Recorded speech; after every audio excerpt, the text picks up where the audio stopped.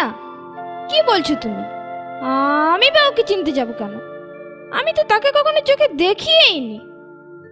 হয়তো কোনো ভিখারির বেশে ভিক্ষে চাইছে। ও আচ্ছা, প্রিয়া তুমি যাও তো, ওকে কিছু দিয়ে এসো। আমি? হ্যাঁ তুমি।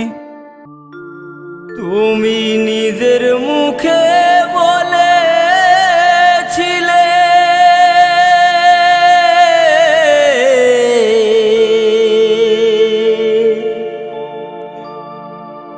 বাসবো ভালো